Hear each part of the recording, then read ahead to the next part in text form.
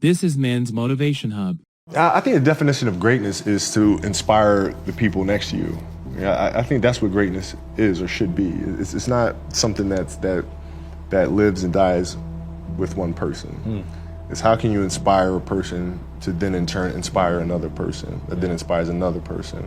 And that's how you create something that I think lasts forever. Yeah. And I think that's our challenge as people, is to figure out how our story can impact others and motivate them in a way to create their own greatness. There's a quote from one of my English teachers at Lower Merion named Mr. Fisk. He had a great quote that said, "Rest at the end, not in the middle." And that's something I always live by. You know, I'm not gonna rest, I'm gonna keep on pushing now. There are a lot of answers that I don't have, even questions that I don't have. But I'm just gonna keep going. I'm just gonna keep going, and I'll figure these things out as we go, right? And you just continue to build that way.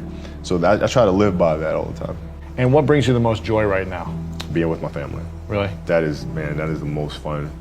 It's just, it's hanging out with them all summer, being able to like do things that I ordinarily couldn't do. Yeah. Because of training, because of season and stuff like that.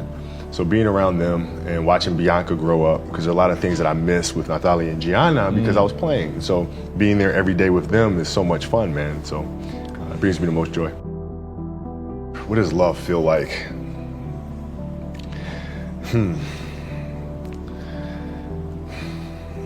Happiness is such a... I think I would describe love as happiness. I think I'd describe it as a beautiful journey. It has its ups and downs, right? Whether it's in marriage or whether it's in the career, things are never perfect. Yeah. But through love, you continue to persevere and you move through them. You move through them. And then through that storm, beautiful sun emerges. Yeah. Right? And inevitably another storm comes. And guess what? You ride that one out too. Yeah. So I think love is a certain determination and persistence to go through the good times and the bad times with the someone or something that you truly love. My parents were great. Growing up, they instilled in me the importance of imagination, of curiosity, and understanding that, okay, if you want to accomplish something, I'm not just going to sit here and say, yes, you can do whatever you want. Yes, you can, but you have to also put in the work to get there, right? So they taught me that at a really early age, man. And when you grow up as a kid thinking that the world is your oyster, all things are possible if you put in the work to do it, you grow up having that fundamental belief. My mom was there on a daily basis. My father was really influential at a really critical time where I had a summer where I played basketball when I was like 10 or 11 years old, in a very prominent summer league in Philadelphia called the Sunny Hill League, where my father played, my uncle played, and they were like all-time greats and some stuff. And Wilt Chamberlain played in the league, Earl of Pro Monroe played in the league. And here I come playing, and I don't score 1 point the entire summer. Really? Not one. How old were you? 11, 10, 11. And you're playing against other 10, 11-year-olds? Or you didn't score once? Not one. Were you in the game? I was in the game. How'd you not score? Because I was terrible. Really? Yeah. At 10, 11 years old, you were that terrible. Awful. I mean, and I had these big knee pads on because I was growing really fast. I had socks all the way up here, and I had like the high top fades, like skinny as hell. And I scored not a free throw, nothing, not a lucky shot, not a breakaway layup, 0 points. And I remember crying about it and being upset about it. And my father just gave me a hug and said, listen, whether you score 0 or score 60, I'm gonna love you no matter what. Wow. Now that is the most important thing that you can say to a child. Because from there, I was like, okay, that gives me all the confidence in the world to fail. I have the security there. But to hell with that, I'm scoring 60. Let's go. Right. And from there, I just went to work. And I stayed with it, and I kept practicing. When you're in this culture in our society, you can do some phenomenal things individually, but they'll never reach their full potential unless you do them collectively. And you have to figure out how to do that. The challenge for me was always compassion and empathy.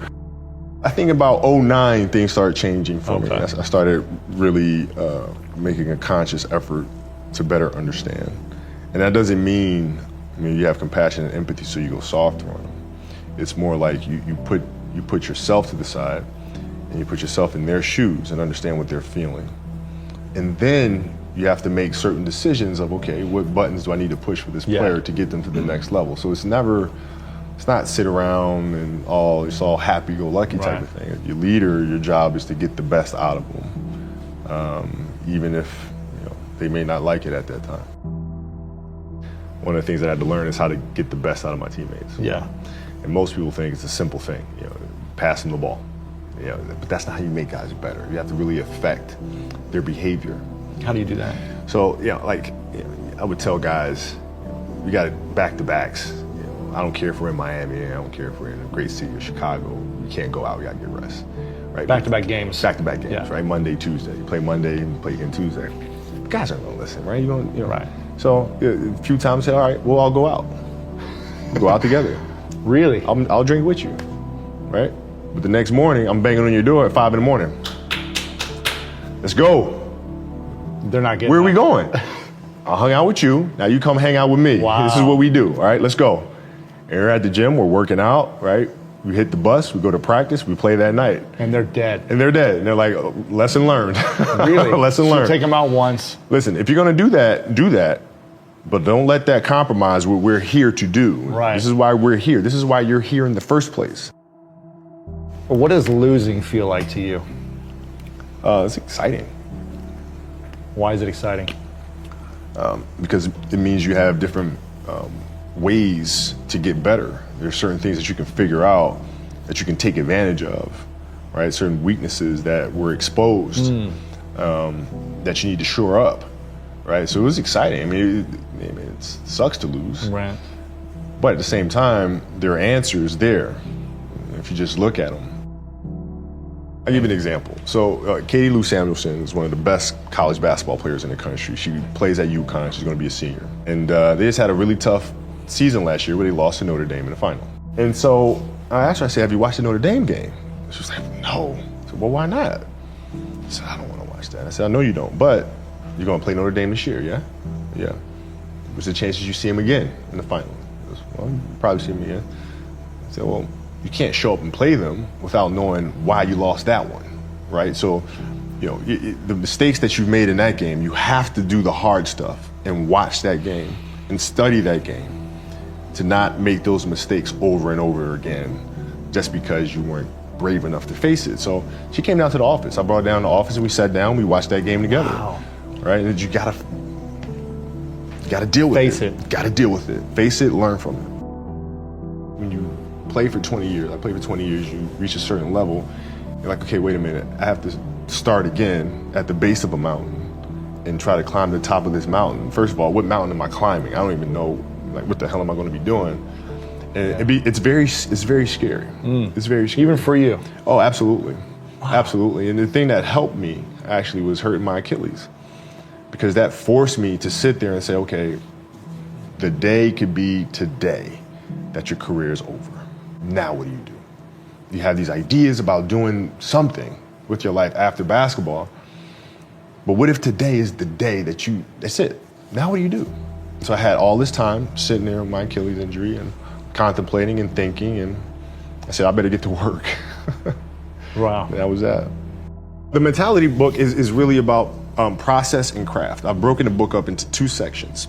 And process is really about the process of preparing, through injury, recovery, studying of the game. And then the craft is the actual performance and the tactics.